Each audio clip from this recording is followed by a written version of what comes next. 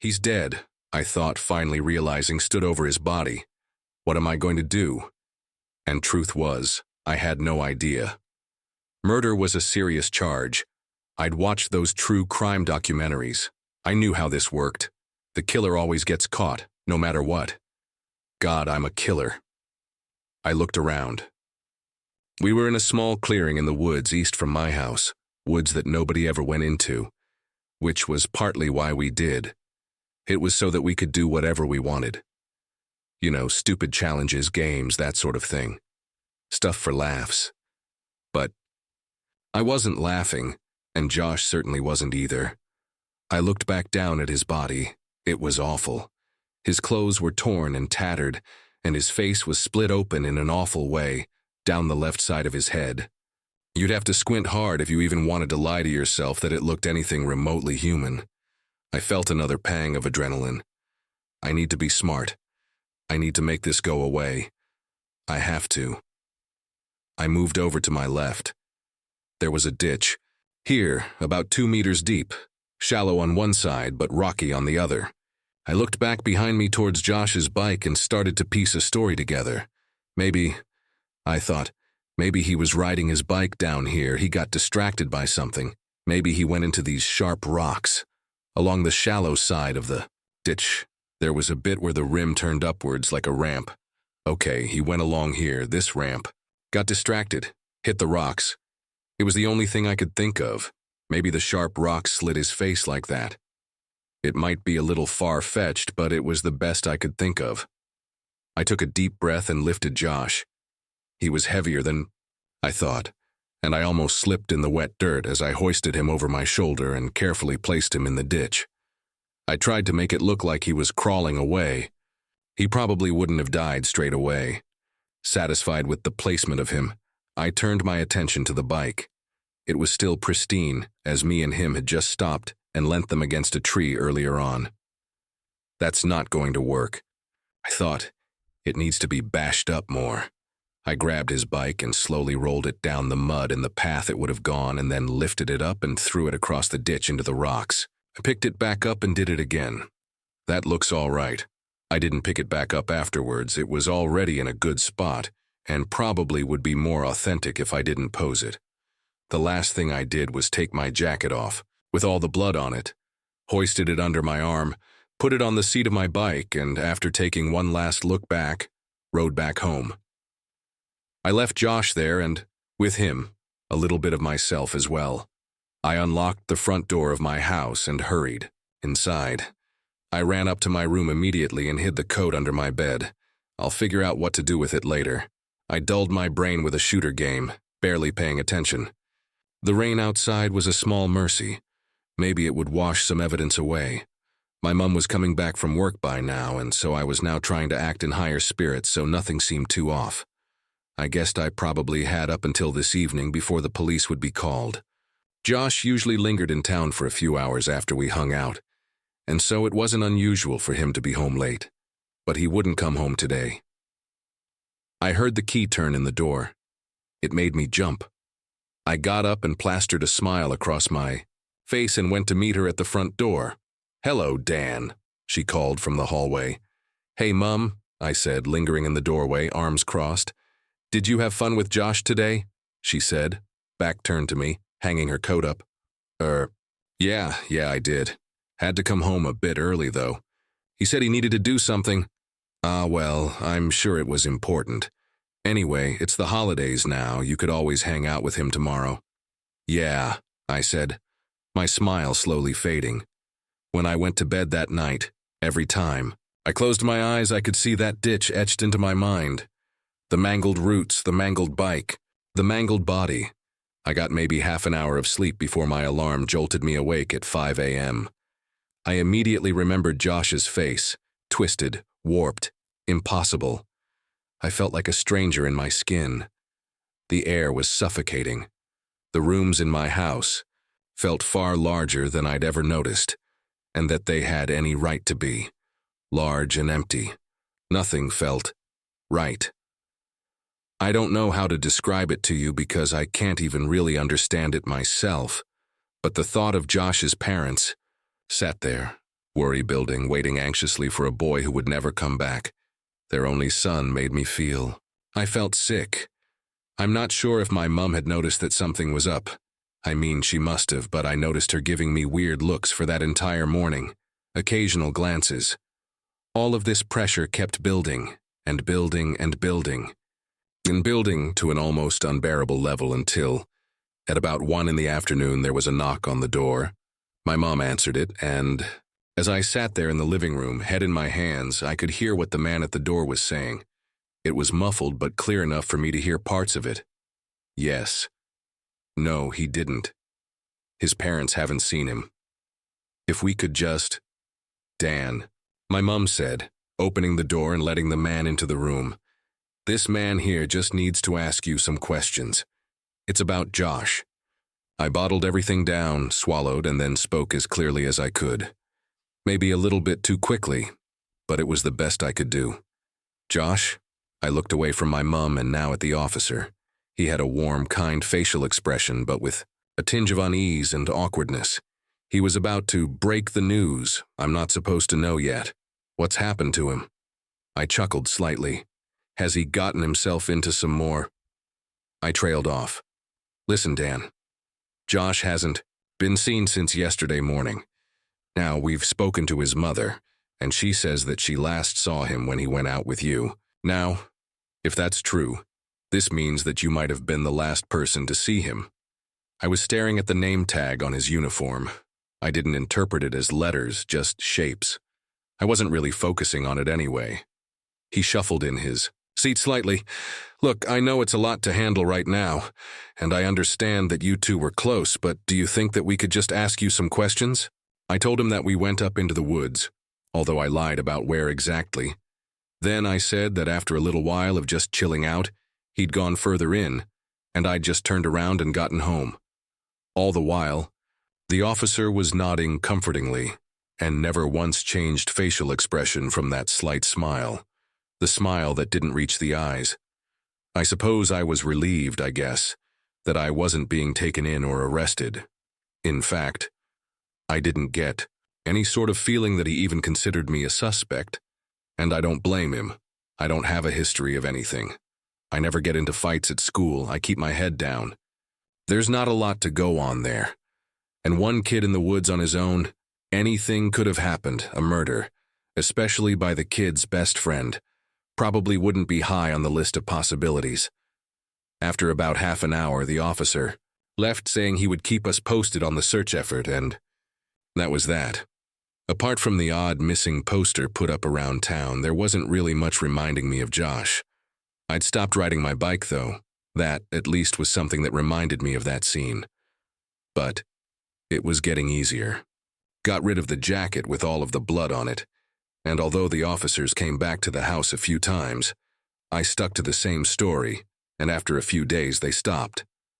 I felt like I could finally start moving on, at least, and occasionally I'd pass by the window of Josh's house on the way into town and see his mother sat, head in hands, and she'd give me that comforting smile, the same one that didn't quite reach the eyes, and I'd return it. And deep down, I didn't know if it was worse, that I had done the crime in the first place or the fact that I was brushing it off so easily. However, this brief comfort ended about a week after the day I'd killed him, because after I'd hidden his mangled body in a ditch and lied to everyone I knew, I got a knock on the door, and as I peered through the window to check who it was, my blood ran cold. Josh was stood outside my front door, grinning. I just sort of stood there, like an idiot. It was him, of course it was. It was Josh, and somehow his face looked fine. It looked normal. His face was all back in place and his clothes looked fine. He'd noticed me by this point. He waved to grab my attention and, with that grin still on his face, eagerly pointed towards the door, mouthing, "Let me in." I didn't know exactly what to think, but I found myself unlocking the front door. And there he was. The person I'd left muddied and bloodied in the woods stood about a meter away from me, clean and healthy. He pushed past me without a word and walked in. "Hey, I thought we were going back out to the woods today." It took me a second to turn around and face him, to process what he had just said. Josh, well, are we gonna go then? He interrupted, still grinning, but with slight impatience. He pushed back past me into the garden before I even had a chance to say anything, and got on his bike that he had left leant against the front of my house. That clean, very much not battered bike. I rode next to him. It wasn't possible, it wasn't. I could still see his mangled face in my mind. It still haunted me, and now, it was all too much. It was supposed to be final. I'd convinced him to avoid the woods. He'd protested, but I was adamant. I didn't want to go back there anytime soon, and I wasn't sure what I'd find there anyway. He was still smiling. It hadn't fallen once since he'd arrived at my house, and it wasn't getting any less unsettling. We were riding now into town. He said we'd go and pick up some food, then sit down somewhere and just hang. I looked back at him again. He slowed to a stop. Look at that. I turned and faced the other way. He was pointing at one of those missing posters that his mother, only a few days ago, had plastered up on every pole or wall around town. What about it? My voice, hollowed, managed at least to blurt that out coherently enough.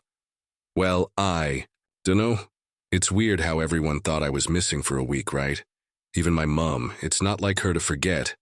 I furrowed my brow. Seeing that missing poster at least meant that I wasn't going crazy.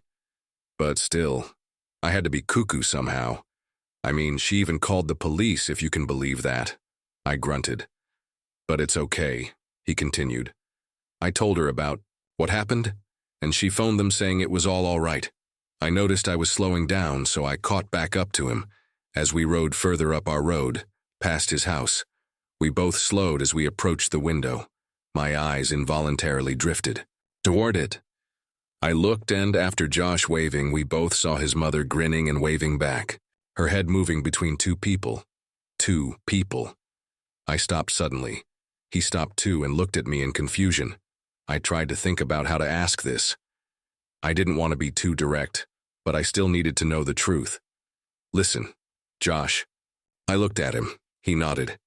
What did you mean when you said your mum forgot?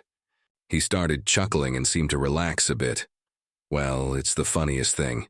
He leaned in closer towards me. She somehow doesn't remember driving me up to the camping spot last Tuesday. Isn't that mad? I blurted an affirmation. Tuesday. That was the day after I killed him. I pressed further. Do you remember what happened last Monday? His grin stopped for a moment and then returned. Well, come on, of course I remember. You do too, right? In the woods? He chuckled and started riding again. I joined him, dumbfounded. I tried to push it to the back of my mind, as difficult as that was, and pretended everything was fine. We stopped off at the chip shop, picked some food up, and rode up to the park just as we would do often. It was really odd. It wasn't the fact he was back from the dead that freaked me out. It was the way he was acting. He was like this normally, stupidly positive. And before, that was something that was good. Things were always fun with Josh, but now it was creeping me out. And the fact that he seemed to know what I did to him as well. Does he know I killed him? We sat and ate in silence. I couldn't think of anything to say, and he seemed to be perfectly content eating his chips, so I didn't feel a need to say anything. After a few minutes, he finally spoke. What have you been up to in the last week then, while I was gone? He paused, smiling. Camping. I found myself mutter. Yeah, of course, I messaged you last week about it. Don't tell me you're forgetting, too. His teeth chomped down on another chip. I felt for my phone. I hadn't gotten a text from him. I knew that. I had spent the first few days after I'd killed him constantly rereading our last conversation. I unlocked my phone, Josh still happily eating, and navigated to our messages. I read our last conversation. It was on Sunday. I breathed a sigh of relief. It didn't happen. Josh stopped eating and looked at my phone. He grabbed it out of my hands. Why are you up here? He chortled.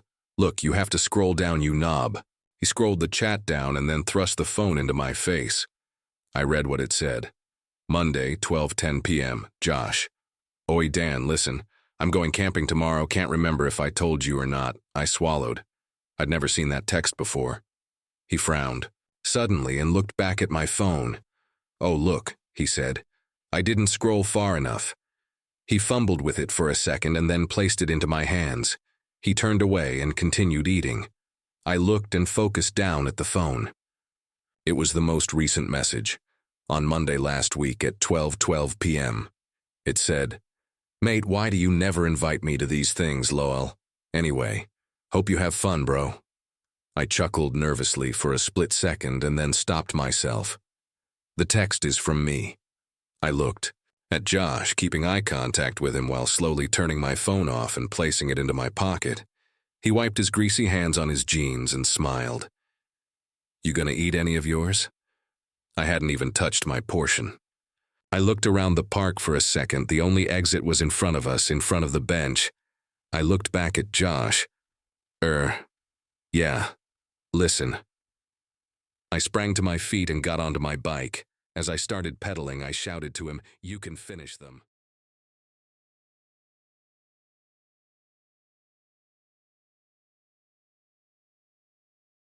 This whole thing started with my parrot, Mango. He's an African gray, the kind of bird that picks up words and phrases like a sponge. I've always loved how he mimics the sounds of my daily life, the ding of my stove, the creak of the front door, even the way I laugh. It's like having a sweet little echo of myself in the house. But over the past few weeks, Mango started saying things that don't belong to me, things that don't belong to anyone I know. I've loved my house since the day I laid eyes on it. It was built during the days of American pioneers and is by far the oldest house in the little town I live in.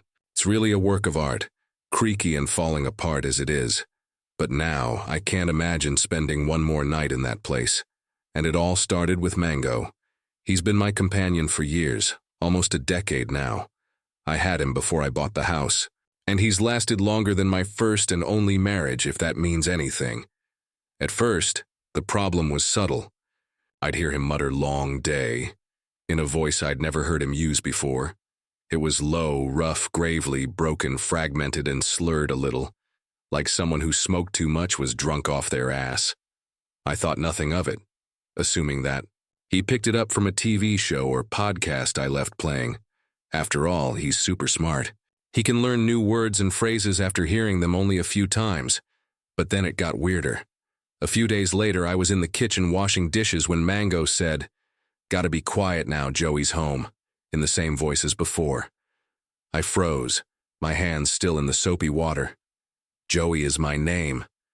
I turned to look at him, but he just stared back with those beady black eyes, head cocked to the side like he was willing me to react. "What did you say, little buddy?" I asked, drying off my hands and getting closer to his cage. He cocked his head further, shuffling on his perch. It looked like he was about to say something, but he kept quiet. The next day, I heard him say, almost time." It was the same voice, that low, gravely and completely unfamiliar drawl. This time, though, he continued to squawk, muttering phrases that seemed English in tune, but lacked the coherence a sane mind draws between words, like he was regurgitating a list of syllables that a non-native speaker would think mimicked the bustle of conversation at a party. This time I went up to his cage and opened the door. "Mango, where are you hearing this?" He didn't answer, of course.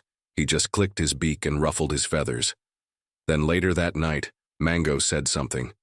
Off kilter again. I was sitting on the couch, scrolling on my phone, absently flicking a toy around to keep Mango entertained. Mango squawked a few times, trying to catch the toy with his beak. Then he said, "Ah, Joey's home." My blood turned to ice. The way he said it, so sure of himself, like it was directed at me, sent chills down my spine. I sat there, staring at Mango, trying to make sense of what he'd just said. My mind raced through all the possible explanations. TV, radio, a neighbor's voice somehow carrying through an open window. But none of it added up. The voice was too distinct, too deliberate, and I'd never heard it before. I didn't sleep much that night. My heart skipped a beat with every creak of the house, every little sound that used to remind me of the beautifully historic place I lived in. I kept telling myself that it was nothing, that I was overreacting. I needed to sleep. I had work tomorrow, but deep down I felt like something was wrong, dreadfully wrong. I slept for what might have been a few hours at most. Bright sunlight streamed through my sheer curtains, waking me up before my alarm. I made sure to play with Mango before leaving for work and tried to get him to say more. In that voice, I tried imitating it because sometimes that prompts him to repeat similar things, but he wasn't very chatty. He usually isn't first thing in the morning. I decided I would get to the bottom of it, whatever it was, after I got home from work. That would put my mind at ease. It was a Friday, so at the very least I could stay up and annoy Mango until he said more in that voice. Maybe then I'd recognize it and figure out where he was hearing it from. When I got home, I went straight for his favorite treat, bananas. That usually turns him into a chatterbox. He's an absolute slut for the things, and will start begging for some the moment he catches a whiff. Banana, he said.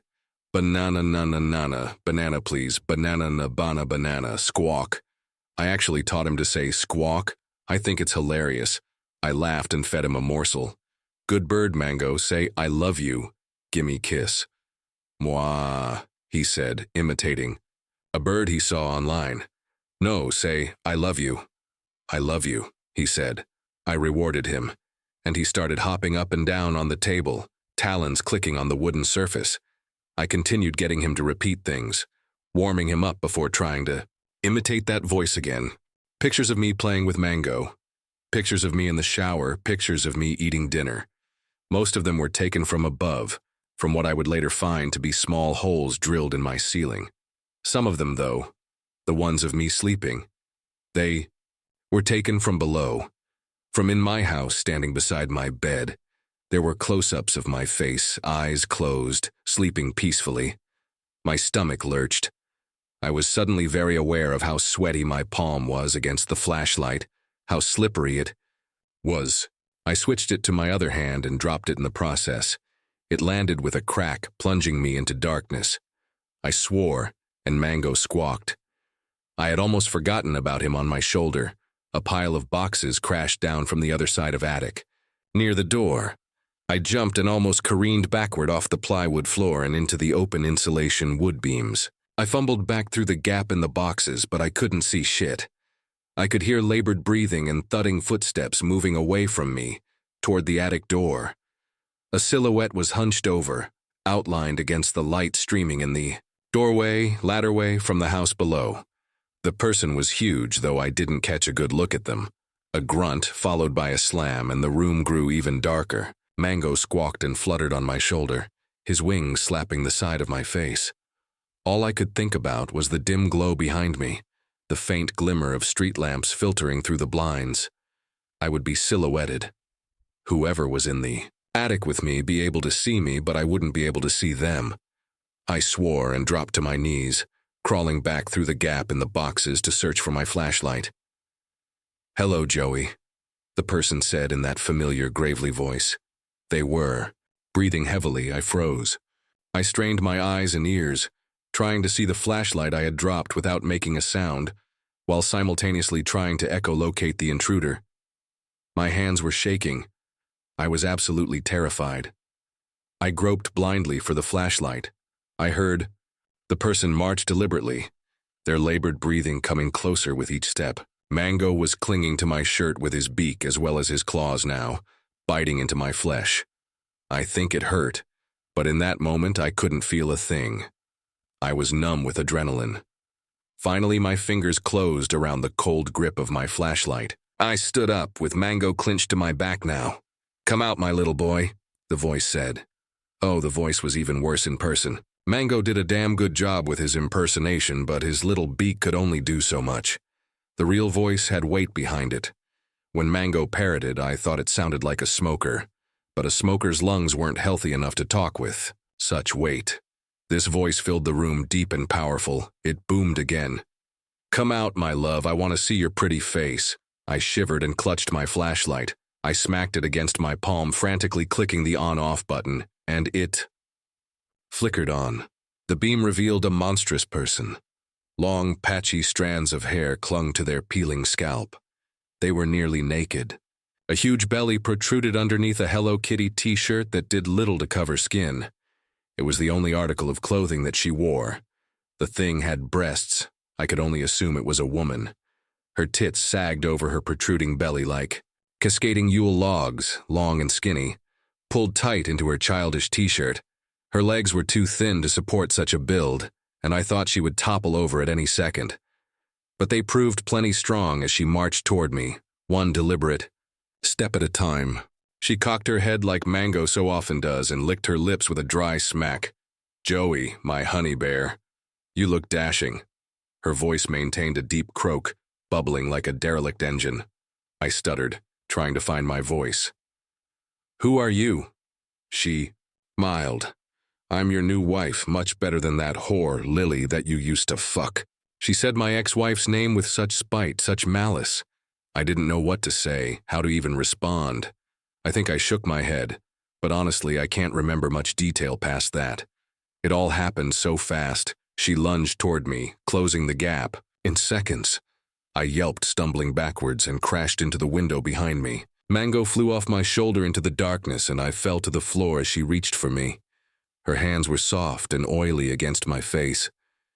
Snakeskin, I thought, as her weight landed on top of me. I screamed and thrashed. Her breath was hot and wet against my skin. She clawed, muttering nonsense as I tried to shove her off. "My boy," she said. While we struggled, Mango flapped in circles above our bodies. He dived at her a few times as she held me down, pulling at my waistband. "Give it to me."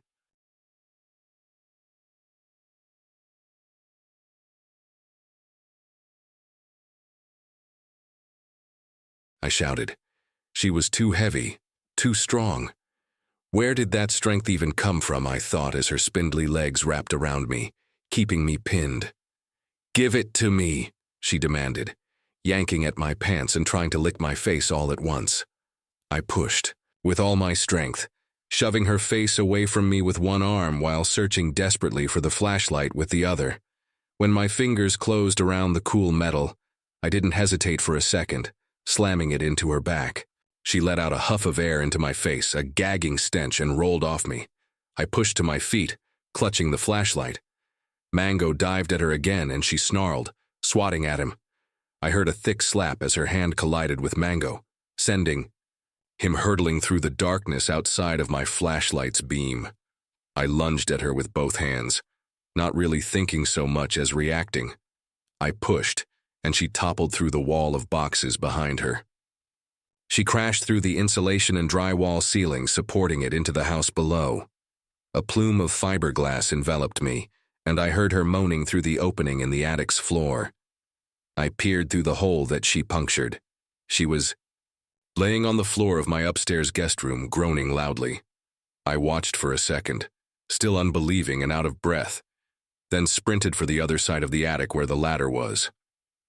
By the time I made it to the room, she was gone, leaving only a few drops of blood and fluffy insulation on the floor. I was pretty shaken up, but I still managed to call 911 and explain what just happened.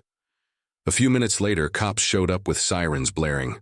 I explained everything to them as well, and they took my statement. A few officers stayed with me in my living room while others conducted a manhunt outside, but they didn't find her. She escaped. Other officers conducted a search of my house, gathering evidence. I insisted to come with them in the attic to find Mango. The woman had swatted him, and I wanted to make sure he was okay. He wasn't. He was still breathing when I found him, laying atop some insulation. Meek little breaths. Both of his wings were bent at odd angles, and he fluttered lightly. "Oh, Mango," I said, cradling him in my hands. He didn't respond. An officer offered to give me a ride to the vet's office. I held Mango the whole way, saying, "Little prayers for his little body," in the back of the police cruiser. I called ahead on the way there, and they had an emergency line with someone on call. They informed me that the vet could be there within an hour, and gave me instructions on what to do with Mango in the meantime. He died before the vet showed up.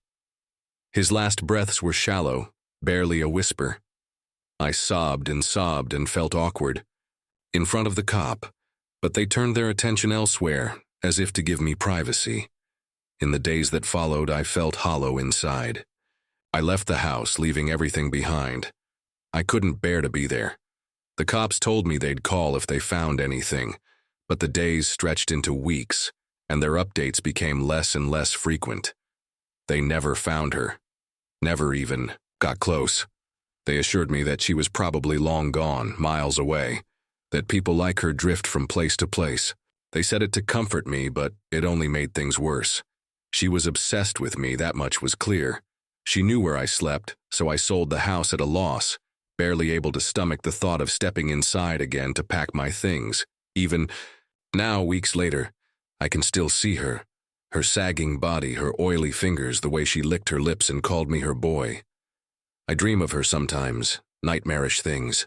I wake up drenched in sweat, convinced she's in my new apartment's ceilings, the walls, and I can hear her labored breathing.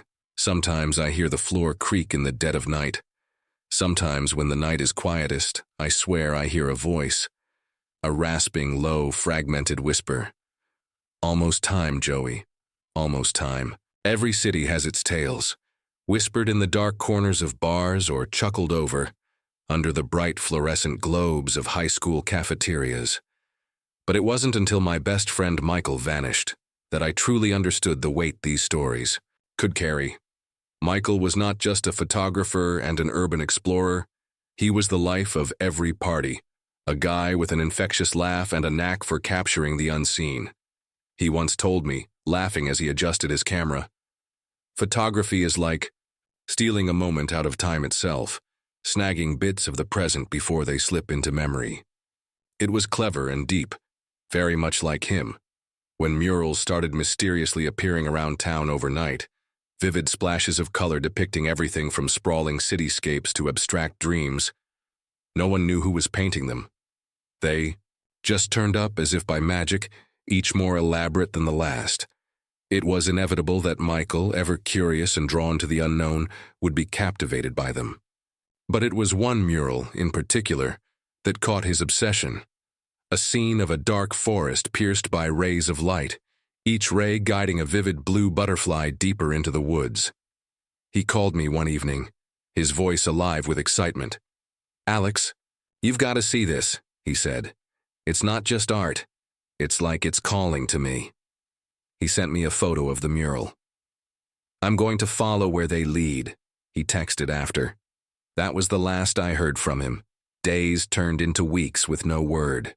From Michael, his apartment was just as he had left it, his camera missing, but his belongings untouched.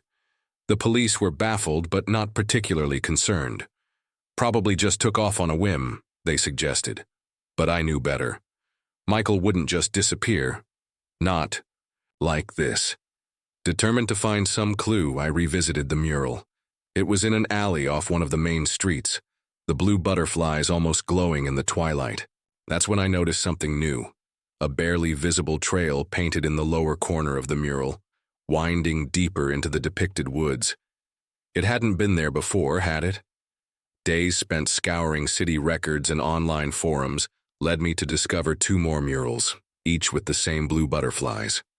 The second was on the side of an old warehouse, showing a figure that bore a striking resemblance to Michael, walking deeper into a similar forest. The third, found just inside a railway tunnel, was more disturbing. A group of faceless figures stood at the edge of the forest, surrounded by those same butterflies. The locals had started to notice, too. Whispers of the blue butterfly trail began to surface. A path, they said, that once you followed, you never returned. Some spoke of loved ones who had gone missing after seeking out the murals.